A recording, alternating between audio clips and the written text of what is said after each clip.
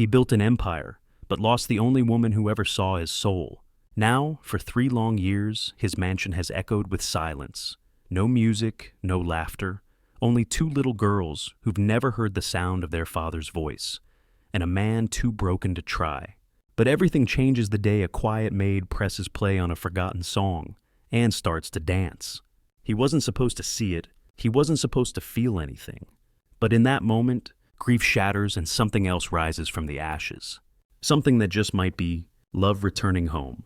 People often imagine that in grand mansions where the ceilings reach the morning light and the polished marble floors shine like still water, one would find laughter, joy, and warm family breakfasts. But on the outskirts of Salem, Oregon, there stood a house that was nothing like that. A gray stone mansion loomed silently in the middle of a quiet garden, so still that even the wind hesitated as it passed through the trees. Time there did not flow. It froze. The thick walls not only shut out the outside world, but also kept those inside apart from each other. This was the home of Luke Rutledge, a successful businessman, a widower, and the father of 3-year-old twin daughters Ellie and Ivy, both born deaf. Luke was not a bad man. Once he had loved, deeply laughed without restraint, believed in small wonders like sunsets or the smell of fresh bread in the morning. He had been a family man, the one who dried his wife's rain-soaked hair, the one who stayed up all night painting the nursery for 2 children who had not yet been born. But then Caroline died. Death came without warning, like a merciless sentence. On the delivery table, between the beeping machines and the trembling hands of doctors, Caroline never opened her eyes again. At the very same moment, 2 fragile lives entered the world. Ellie and Ivy, light as breath, delicate as morning petals. Luke was there that day. He held Caroline's hand until her last breath, and then he fell into an abyss of grief without end. Outsiders said, "You have to try, for the children." But how could he? Each time he looked at his daughters, he only saw his lost wife's face. Every time he saw Ellie's soft curls or Ivy's silent gray eyes, it felt like someone was squeezing his heart until it broke. The love that should have risen in him was replaced by a fear so deep. Fear that if he came too close, if he loved them enough, he would lose what little of himself he still had. So he stepped back, one step, then another, until there was nowhere left to retreat but into his office, his spreadsheets, his endless meetings. "I'm busy. I need to get things stable first. I'm preparing for the children's future." Excuses he told himself day after day. And then one day, he stopped making excuses at all. He left the caretaking to the maids, the checkups to the nurses, the progress reports to the therapists. He became a shadow in his own life. Ellie and Ivy were born deaf. They didn't cry, but they didn't laugh either. They lived like shadows, playing in silence, eating in silence, seeing the world through an invisible glass. They didn't know what music was. They didn't know how the word father sounded. They didn't know who had kissed their foreheads when they were first born. Every maid before had left after only a few weeks, either unable to bear the heavy silence of the mansion or unable to endure the cold indifference of its master. Until one day, Grace arrived. Grace Whitmore was 29, once a librarian in the public system. After years of living on a meager salary, she had set aside her dream of opening a storytelling center for children when her mother's illness worsened. Her mother passed away that spring, leaving her with an empty house and a nearly empty bank account. A friend sent her a job posting, Rutledge Estate, high pay. No therapy degree required, only trustworthiness and a heart that loves children. Grace wasn't expecting much. She only needed a job to pay the electric bill, and maybe a place where her numbed heart could come alive again. But the moment she stepped into that mansion, she knew something was wrong. The air felt thick. The windows were all shut tight. No paintings on the walls, no sound of children. Everything was spotless, too spotless, as if every trace of emotion had been scrubbed away. And when she saw the twins, her first thought was, they don't look at anyone. During the first days, Grace only observed. Ellie usually clutched an old stuffed animal sitting by the window for hours on end. Ivy folded scraps of paper, not because she liked it, but because it was the only thing that kept her hands from trembling with anxiety. Whenever Grace smiled, the twins gave no response. Whenever she bent down to invite them to eat, they only nodded or shook their heads. No laughter, no anger, no tears. Their silence was heartbreaking. But Grace didn't rush. She remembered what her mother once told her. Every child has a language of their own. Don't force them to speak yours. Learn to speak theirs. 10 days passed in just that way. On the 11th morning, while tidying the kitchen, Grace absent-mindedly hummed an old tune. Somewhere Over the Rainbow, the lullaby her mother used to sing when she was a child. She thought she was alone, simply letting an old habit return. But then, she heard footsteps. Turning around, she saw Ivy standing in the doorway. Eyes wide, head tilted slightly. Grace froze. No movement, no words. A moment stretched long enough to take her breath away.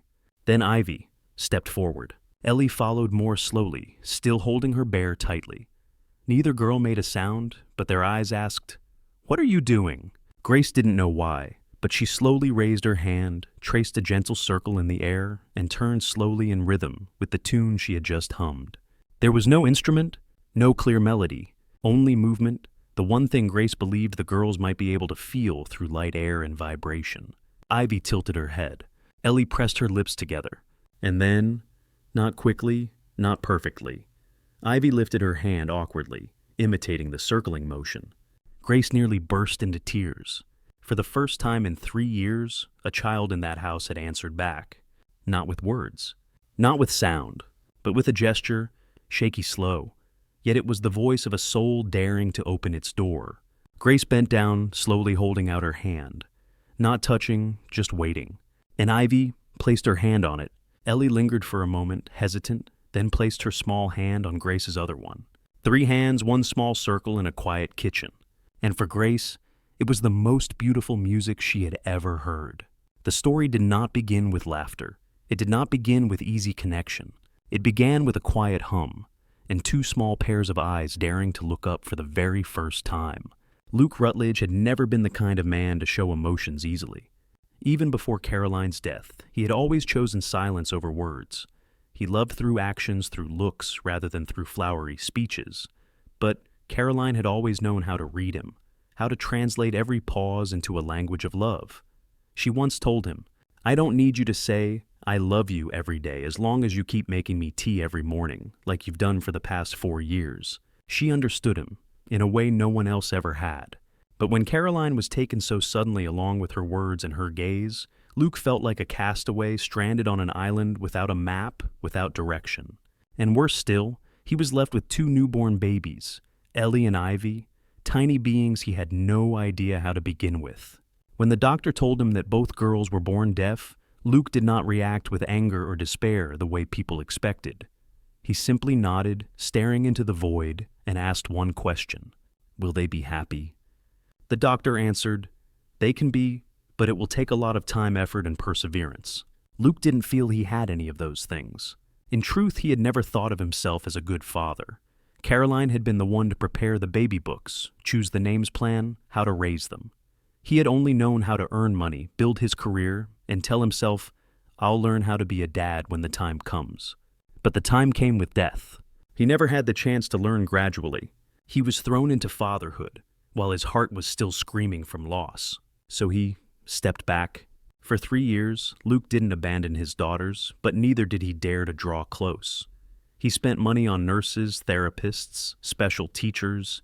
He bought sign language kits, instructional books, even interactive robots for hearing-impaired children.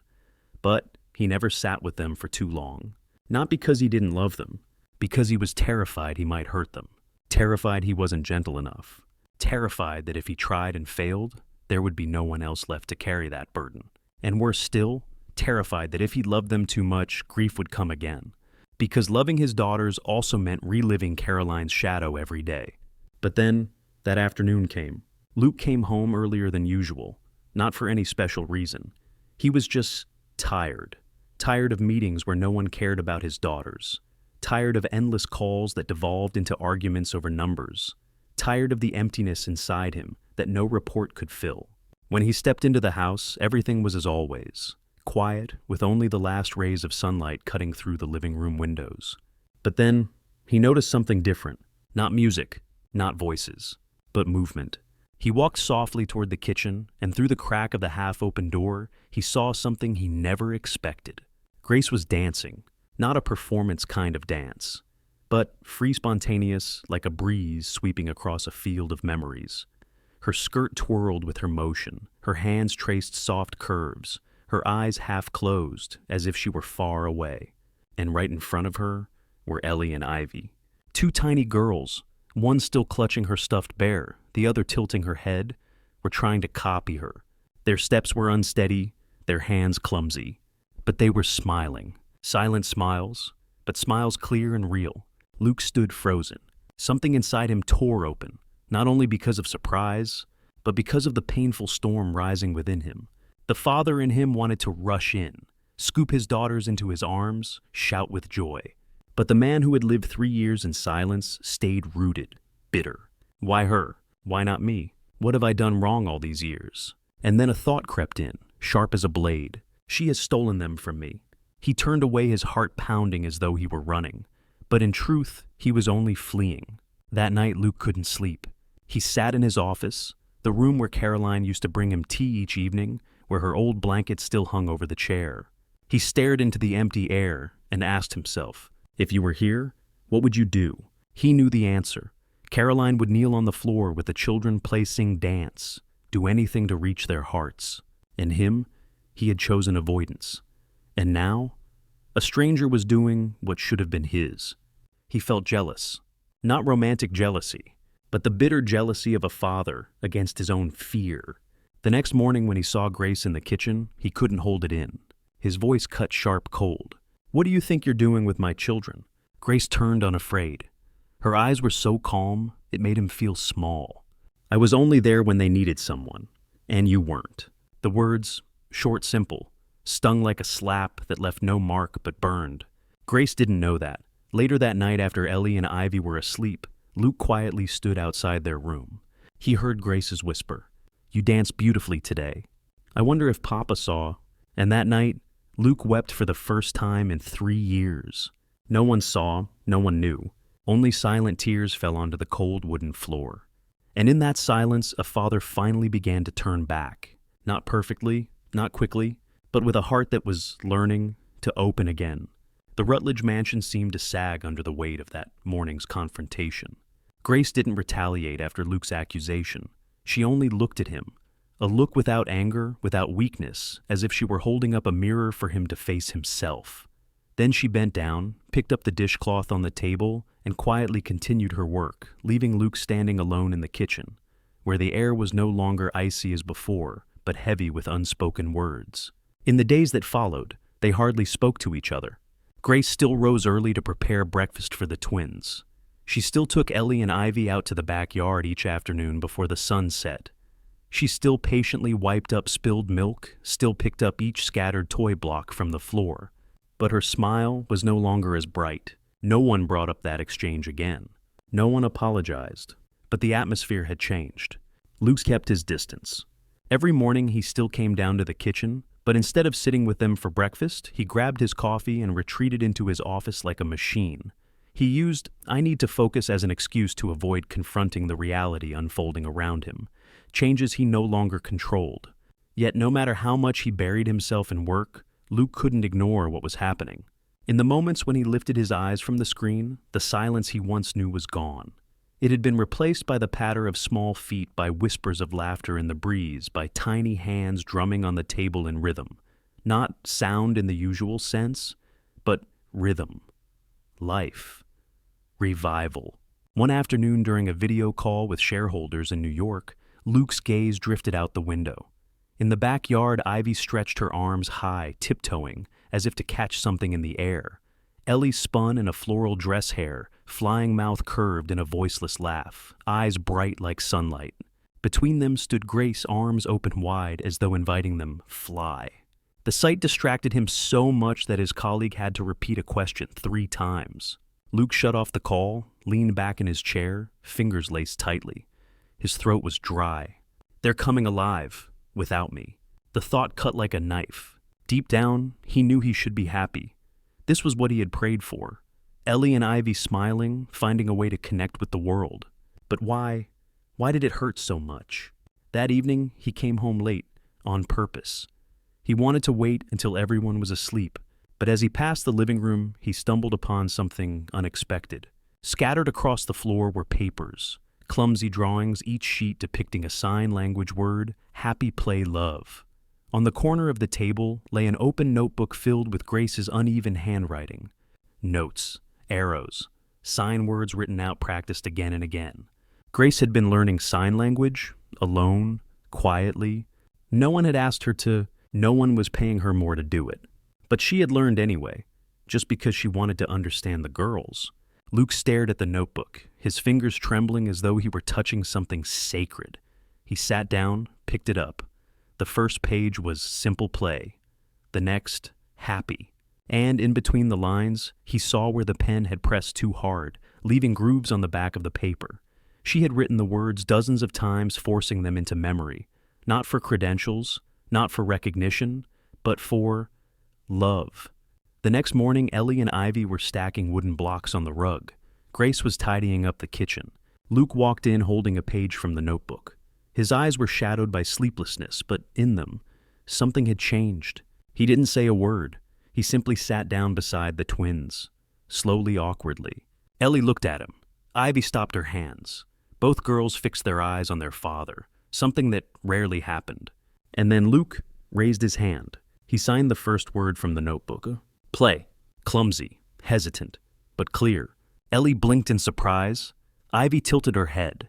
Grace, wiping the table, froze tears springing to her eyes without warning. Ellie lifted her small hand, copying her father.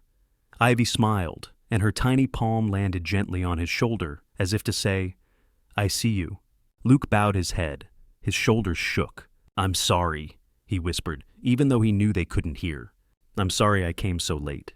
That night, for the first time in 3 years, Luke sat at the dinner table with his daughters. He didn't speak much, but his gaze never left them. And when Ivy spilled her cup of water, instead of calling for someone to clean it, he took a cloth and gently wiped it himself, murmuring, It's okay, sweetheart. Grace didn't look at him, but she knew. She could feel it. The stone wall had finally begun to crack. A family is not healed by programs or treatments. It is reborn through presence. Through moments like this, when a father chooses to sit on the floor, learning the language of his children, not perfectly, but with clumsy love. And sometimes, that alone is enough to begin. That morning, sunlight streamed through the living room windows, but it no longer carried the gray haze of the past. Something quiet had shifted in the air, though no one spoke of it. The mansion remained silent as always, but that silence was no longer heavy, no longer cold. It was like the gentle stillness before something beautiful begins to bloom.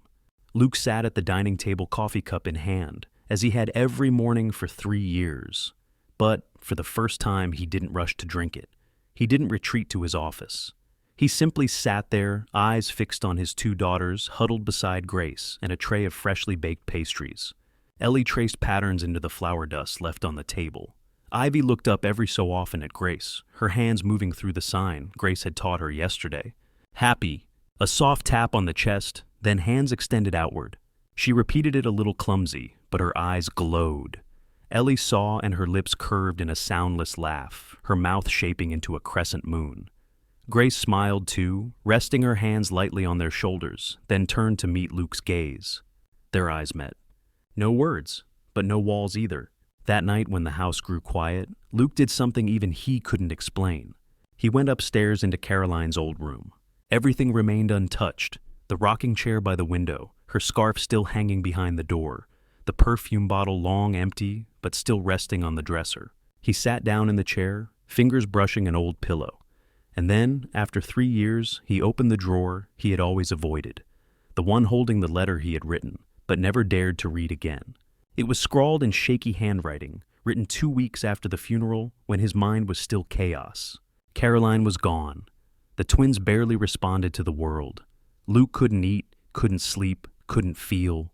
In his despair, he had written, I don't know if I can do this. I'm not good with children, and I can't stop blaming myself because you're not here. I look at them and I see you, and it hurts so much I just want to run. I'm afraid I'll hurt them. Afraid that if I love them too much, I'll lose again. I'm so tired of pretending to be the strong father I'm not. If you were still here, maybe everything would be different. I'm sorry for surviving. The letter ended there. No greeting, No signature. Luke stared at it for a long time. His hands clenched so tight the paper crumpled, but he didn't tear it. He didn't cry. He only breathed deeply, like a man allowing himself for the first time to face the truth he had never forgiven himself. The next morning, light rain fell. The air was damp and cool. Grace found Luke in the kitchen early boiling water, his expression pensive. She stepped in quietly, intending to pour Ivy a glass of milk as usual when Luke spoke, without looking at her. "I have something for you." She stopped. He reached into his pocket and pulled out an old envelope. No addressee, only the shaky words, "For Caroline." Grace accepted it silently, unfolding the letter. She read slowly, line by line. By the time she reached the end, her hand trembled. She looked up. He leaned against the counter, fingers interlaced as though holding himself together. "You don't need to apologize for surviving," she said softly. "You need forgiveness. From yourself." Luke turned his face away, his chin trembling. Grace stepped closer, saying nothing more. She placed her hand gently over the letter, then returned it to him. "Caroline isn't here to read this, but there are 2 little girls waiting for you to tell them everything." That afternoon, Luke went to find Ellie and Ivy. They were sitting beneath the living room table building blocks. When they saw their father crouched down, they looked up, eyes wide, not with fear but surprise. He didn't speak. He simply sat with them. And then, clumsy hands raised, he signed the very first word he had learned. "Papa." Ivy looked at Ellie. Ellie tilted her head. Then both girls copied him. 3 hands, 1 large, 2 small, forming a shape shaky but earnest. Luke's lips quivered. His eyes burned. "Papa." His voice cracked, almost breaking. For the first time in 3 years, he was called father. Not by sound, not by speech, but by heart, by trembling hands, by a love that had never disappeared, only hidden away. Grace stood quietly at the doorway, not stepping in. She simply pressed a hand over her heart, smiling faintly. Like the gentlest breeze, no words were needed, for a father had returned, and 2 little girls could finally believe. "Papa is here." 3 days later, the sky was strangely clear. The sun rose softly, pouring light over the backyard lawn, where drops of dew still sparkled like tears that hadn't yet fallen. Inside the once lifeless mansion, everything seemed to breathe again, slowly, rhythmically. Luke woke earlier than usual, not from an alarm, but from the faint sound of little footsteps passing outside his door. The kind of sound so light, yet strong enough for a father learning to listen with his heart to notice. He stepped into the hall, surprised when Grace wasn't there. Instead, a soft clinking came from the kitchen. He pushed the door open, and what he saw made his heart skip. Grace was sitting cross-legged on the kitchen floor, hair tied back, her face still touched with sleep. In front of her were the twins, Ellie and Ivy, one on each side, both staring down at a thick notebook crammed with sign language sketches she had spent countless nights drawing. Grace slowly lifted her hands, repeating the sign for love, arms crossed gently over her chest. Ellie tried to copy, a little wrong, but this time she laughed when Grace nodded in approval. Ivy followed, her eyes shining like early spring sunlight. Luke stood frozen, silent, unmoving. But inside his chest, something heavy finally fell away. Not grief, but the shell of fear that had bound him for 3 long years. That morning, he did something he hadn't since Caroline's funeral. He brought everyone outside for breakfast in the garden. The old wooden table was draped with a pale blue checkered cloth. Grace poured tea while the twins scurried around the yard, picking fallen maple leaves to decorate the party table. Ivy shyly placed a bright red leaf beside Luke's glass, then looked up at him, signing Papa. He froze. Not because the sign was wrong, but because of her eyes. Trusting, unafraid, no trace of doubt or fear of being abandoned. He bent down, gently touching her tiny hand. "I'm here," he whispered. "I've always been here. I just didn't know how to come closer." After breakfast, Dr. Harold Stein arrived. He was the pediatric neurologist who had overseen the twins since birth. The checkup had been scheduled 3 months ago, but Luke had completely forgotten, until he saw the silver car pulling up the driveway. The doctor stepped inside as familiar as ever, white coat clipboard in hand, round glasses perched on his nose, eyes sharp but kind. He nodded at Grace, shook Luke's hand, then turned to the girls. Ivy hid behind Grace's skirt. Ellie clung to a chair. No greetings, no cries, but their eyes betrayed their tension. They remembered. They remembered he was the man who tried to make them do things they didn't understand. "We'd like to check their interaction skills today," the doctor said in a clinical tone. Luke swallowed hard, nodding. "They've started using signs, not very clearly, but they're trying." Grace stood close by, hands clasped, eyes never leaving the twins. The doctor sat down, set the clipboard aside, and pulled out a set of flashcards, a standardized test to measure visual sign recognition. He held up the first card, a red heart. "Ellie, do you know what this is?" he signed. Ellie didn't answer. She looked to Ivy. Ivy clung tighter to Grace's skirt knuckles, white. Luke moved forward, kneeling beside his daughter. For the first time, he didn't wait for Grace to intervene. He looked at Ivy, slowly, gently. Then he raised his hands and signed love. Ivy's eyes widened. Ellie glanced sideways. Both pressed their lips together, then hesitantly copied the gesture. Not perfect, but clear. Dr. Stein froze his hand, trembling slightly as he marked his notes. "Could you do it once more?" he asked softly. Ivy looked at her father. Luke nodded, smiling faintly. "Take your time, sweetheart." And then Ellie stepped forward. On her own, without prompting, she signed Papa. No one had told her to. No one had guided her. Luke's throat closed. Without thinking, he pressed his right hand against his chest, eyes burning. Grace placed a hand on his back. She didn't speak. She didn't need to. She felt it all. After the session, Dr. Stein rose slowly, writing on his clipboard. "I won't give a clinical conclusion yet, but this is the first time I've seen them respond through emotion. Not because of testing, but because of someone they trust." He looked at Luke, his eyes softened. Progress isn't measured in numbers. It's measured in trust. And today, they chose to trust. Luke nodded, his eyes glistening, his reply barely a breath. "I know, and I won't make them wait ever again." That night, in the gentle glow of the bedroom lamp, Luke sat in the middle of the bed, his daughters curled on either side of him. No words, no sound, just the glow of the lamp and a picture book open across their laps. He touched the drawing of a purple elephant, pointed at the caption, then signed, "Elephant." Ellie nodded. Ivy laughed softly. No sound, but enough for Luke to feel joy. From the doorway, Grace watched notebook pressed to her chest. The scene before her felt like a wordless miracle. No applause, no trophies, only a father, two children, and a story told through hands and through hearts. And that was the greatest victory of their lives. 3 days passed since Dr. Stein's visit. No one said it aloud, but the entire Rutledge house seemed to be breathing in a new rhythm, slower, warmer, more real. Time was no longer measured by Zoom meetings or therapy schedules. It was measured in tiny moments, like when Ivy pulled out a chair to sit beside Grace, or when Ellie quietly placed her stuffed bear in Luke's lap and signed a single word, "Share." Grace had taught them that word only a few days earlier. Luke said nothing, but he sat there clutching the bear tightly to his chest, as if Ellie had handed him something sacred. He hadn't just been given a toy, he had been given trust. That evening, spring rain swept suddenly across the city. The mansion, once dark and lifeless, now glowed with little lamps flickering in every room. Ivy and Ellie sprawled on the rug in the living room, coloring simple sign language pictures Grace had printed for them. They no longer needed guidance for every step. They were beginning to lead themselves, each in their own way. Luke entered with a large blanket.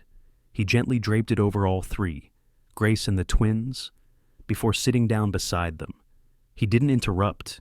He didn't insert himself. He simply placed his hand on the floor, close enough for Ivy to reach if she wanted. And Ivy did. She took it. That night, after the girls had gone to sleep, Luke carried 2 mugs of hot cocoa and knocked softly on Grace's door. She opened it, dressed in a thin sweater, still smelling faintly of chocolate from the kitchen. "I made cocoa for the kids," he said awkwardly. "But I made too much." Grace let out a soft laugh. Not a big one. Just a small, warm flicker like a lamp in the late night, bright enough to chase away a little darkness. "You're learning how to be a father," she teased gently, her eyes never leaving his. Luke almost denied it, but then he stopped himself. "I don't know if I'm doing it right," he admitted, "but I know I'm not afraid anymore." Grace grew still for a moment. Then she said quietly, "That's where all love begins, not when we're certain, but when we stop being afraid to love." The next day was Saturday. No therapy, no office calls, no task lists. Only a calm morning, late rising sun, and the kitchen carrying the faint smell of slightly burnt waffles. Grace busied herself with breakfast. Luke fumbled at the sink, clumsy but trying, while Ellie and Ivy played their sign language guessing game on the living room rug. Suddenly, Ivy ran to the table and pulled out the tiny speaker Grace always carried in her bag. She placed it on the floor and pressed play. Music filled the room, small, a bit distorted, but undeniably music. A gentle piano melody like spring itself had entered through the door. Ellie looked up. Ivy spun around. The twins began to move, not dancing like other children. No clear steps, only bodies feeling, through the floor's vibrations, through the pulsing waves that carried into their hearts. Grace froze, tears already glistening. Luke couldn't breathe.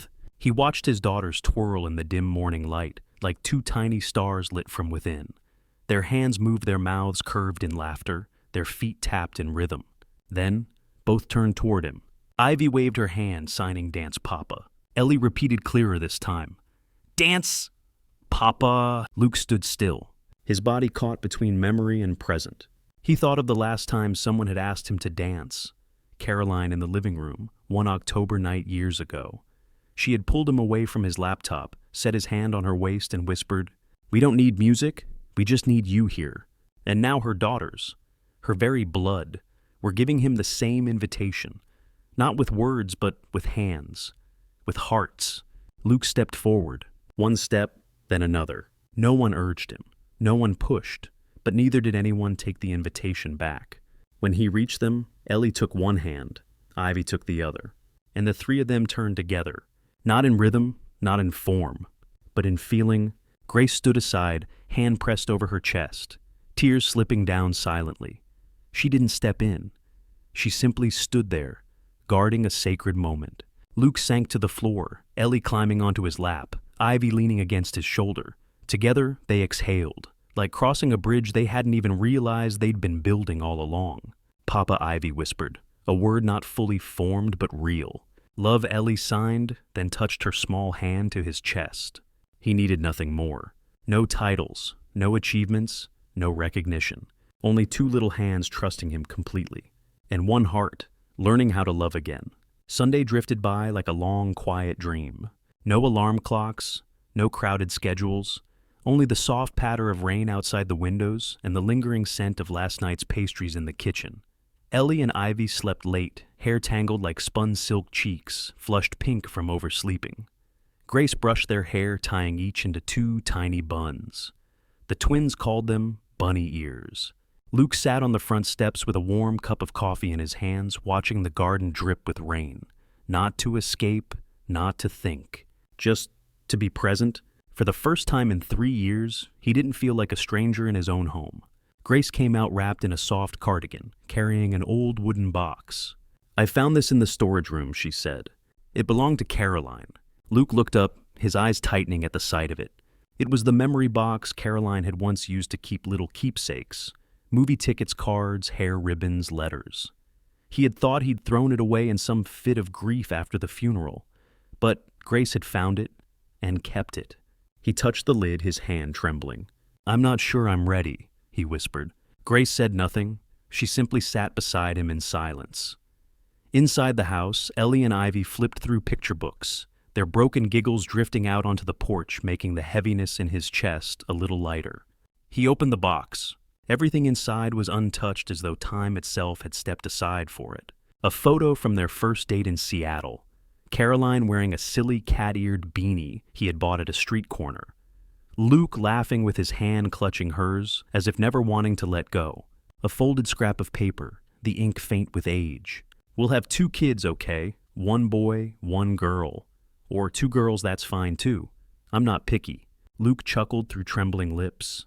He remembered that night. They had sat on the living room floor with a half-eaten pizza and rain tapping on the roof, writing down the crazy things they dreamed for the future. It had been Caroline's idea to write a happiness forecast. He had never imagined she'd keep them. Beside it lay a velvet red hair clip, the one Caroline always wore at home, especially while baking. He thought it had been lost years ago. Yet here it was, waiting all this time. And at the bottom, a letter, neatly folded, on the outside, written by hand, to Luke. "If I don't get the chance to say this." His heart pounded. His hands shook as he touched the paper. It felt as if he were holding her very heart, his lost love, the goodbye she had never spoken. "I've never seen this before," he whispered, his voice raw, as if every breath had been pulled from him. Grace didn't touch him. She only looked at him with eyes soft as candlelight in the rain. "Some things wait until the right moment to be found," she murmured. Luke sat at the table, hands tightening as he carefully unfolded the pages. The paper was slightly yellowed, but the handwriting was still clear, gentle tilted, unmistakably Caroline's. And as his eyes fell on the first line, he knew he would never be the same again. "My dearest Luke, I'm writing this at 36 weeks on a night, when the twins are kicking so wildly in my belly, it feels like they're dancing. I'm sitting in our bedroom, my back aching, my hair a mess. But I feel at peace, and I thought, if anything happens, he needs to hear this. Not because I expect to leave. No, I'm strong, you know that. But I also know childbirth is both beautiful and fragile. So, if I don't get the chance to say these things, I want to leave them here. For you. For our daughters. You are a good man. I've always believed that. But I know you're also very good at hiding your cracks. If I'm not there, please don't use silence in place of love. Let Ellie and Ivy know their father can hold them, can stumble, can cry, and still be worthy of love. You don't need to be perfect to be their dad. You just need to be present. And I believe, even if I can't stay, my love will live on in you, in them, and maybe in someone warm enough to walk beside you through the rest of your life. Don't shut the door, Luke. No one can replace me, but someone can continue me, if you let them. And wherever I am, I will love you, like the first time, and like the last." He couldn't read further. The letter fell against his chest like summer rain. Not violent, not harsh, but falling slow and heavy. His shoulders shook, his head, bowed his hands, covering his face, trying to hold back the flood. But he couldn't. Grace stayed beside him, silent as a tree sheltering him from the storm. She didn't move closer. She didn't pat his back. She didn't offer hollow words. She simply stayed, giving him space to break the way he needed to. After a long while, when Luke finally lifted his head, his eyes were still red, but in them something had shifted. He placed the letter back into the box, not hidden, not locked away, just placed there, as though it were now part of his own heart. She didn't write it because she knew something bad would happen. He said, his voice low, as if he had just touched the deepest truth. She wrote it because she never missed a chance to love, even in the most uncertain moments. Grace studied him for a long time. Then she spoke softly, her voice as gentle as a prayer. "Caroline is gone, but you are still here. Nothing is certain anymore, only this: you are still alive. And because of that, you still have a chance to love, to forgive, to begin again." That quiet afternoon, in the hush of falling rain, a man placed his late wife's final letter back into his heart. Not as a period, but as a comma for the next chapter. A chapter he was, at last, ready to write. Later that day, Ellie and Ivy discovered their parents' wedding photo on the bookshelf. Ellie picked it up, stared at it for a long while, then turned to Grace and signed. "Maid." Grace nodded. "Yes, sweetheart, that's your mama." Ivy came closer. She didn't ask. She only placed her small hands over her chest, then signed love. From behind the door, Luke watched. He stepped in, knelt before his daughters, his voice breaking. "Yes, that's Mama, and Mama loved you very much, just as Papa loves you." Ellie looked at him, then moved forward, wrapping her little arms around his neck. Ivy followed. The three of them clung together, framed by the fiery glow of the evening sun spilling through the window, like a painting once blurred, now colored in again. Not perfect, but true. That night, after everyone was asleep, Luke walked into the garden, Caroline's letter pressed to his chest. He sat on the old wooden bench where she had once loved to read, holding the letter over his heart, eyes lifted toward the night sky. The breeze stirred through his hair, carrying the scent of wet grass and fresh earth. He closed his eyes and whispered, "Rest easy, love. I'm trying. And I'm not afraid anymore." In a house once frozen by grief, a man had touched the past again, only to choose not to let it drown the future. Because love, when it runs deep enough, does not end with death. It continues in the eyes of children, in open arms, in tiny hands signing Papa, love, Spring did not arrive with roaring winds, but with a tender light spilling across the ground like a gentle whisper of time. The Rutledge mansion gleamed in the early sun. Every corner, every step, every window that had once been entombed in cold stone was now bathed in a different hue, warm, alive, human. Inside the kitchen carried the fragrance of orange zest and cinnamon. Grace mixed dough with Ivy perched in her lap, while Ellie stood on a stool beside the counter, stirring wildly with a wooden spoon. Her mouth was shaped in laughter, no sound escaping, but her eyes sparkled with pure joy, as if she had never known the word lack. The scene wasn't extraordinary. It was simple, ordinary enough to pass unnoticed in a blink. But for Luke, who had stood outside these moments for 3 long years, it was the truest miracle of his life. He lingered at the end of the hall, leaning against the doorway, the sunlight sketching deeper lines across his face. He didn't step in. He didn't need to. He only stood there, present. Every movement of Grace with the children was like a silent symphony he was learning by heart. She didn't need to say anything. She didn't need to be their mother. She simply was herself, patient, gentle, steady. And the miracle was born out of that. After breakfast, Grace called the girls out to the garden. She told Luke not to say a word, only to bring a blanket and a bowl of fruit. When father and daughters stepped outside, they found a small path laid out in ribbons of color, red, orange, yellow, green, blue. Along the way, Grace had planted little stakes, each tied with a handwritten note. One step at a time. No need to rush, only don't stop. You don't have to hear music to feel its rhythm. Your hands are the most beautiful language. Papa is here. Ellie hesitated, glancing at Grace. Grace only smiled, crouched low to their level, and signed softly. Go, explore, together. Ivy was the first to step forward. Her little foot brushed the yellow ribbon, her hand lifting to stroke it as if it were sunlight.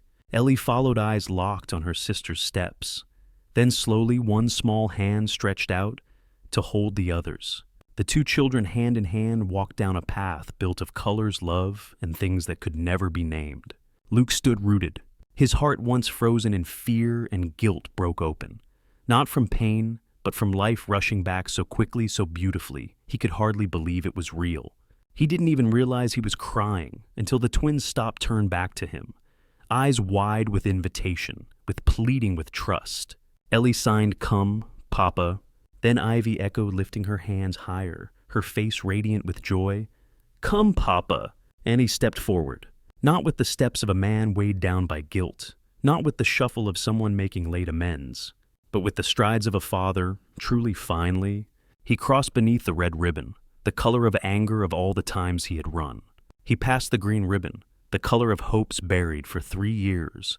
He bowed beneath the purple ribbon, the color of Caroline's memory, which he had once feared so much he dared not even speak her name. And at the end of the path, where the 2 little girls stood with arms open wide, Luke knelt and gathered them both into his embrace. "I'm here," he whispered, lips trembling as he kissed their foreheads. "And this time, I won't leave." From the porch, Grace stood quietly, her arms wrapped around herself, eyes shimmering, but no tears. There was no need for tears anymore. In that moment, Luke lifted his head, meeting her gaze over the shoulders of his daughters. "No thank you." No name, only a look, deep, honest, unfathomable, as if to say everything words could not. Thank you for keeping their faith alive, and for keeping me a chance to return.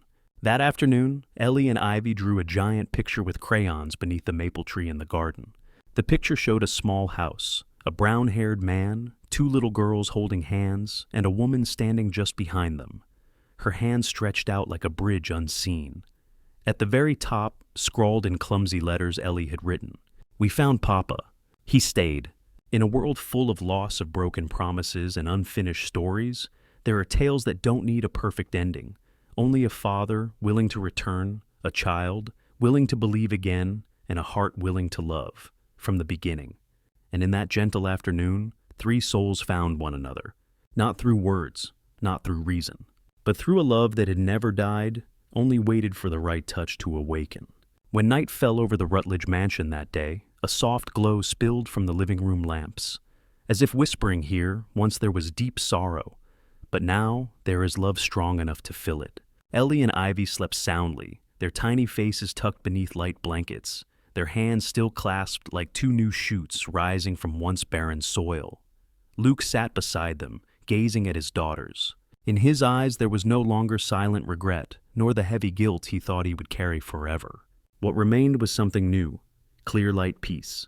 He kissed each child's forehead, then tiptoed out where Grace was waiting on the porch. She stood wrapped in a soft gray cardigan hair, tied back a steaming cup of tea in her hands. When he stepped out, she asked nothing. She only held out her cup, as if to say sharing doesn't always need words, only small gestures. Luke accepted it, his hand brushing hers, a touch so slight, yet enough to make both of them lift their eyes. "I'm afraid," Luke murmured, gazing out into the dark garden. "Afraid that if I allow myself to be happy, I'll forget Caroline."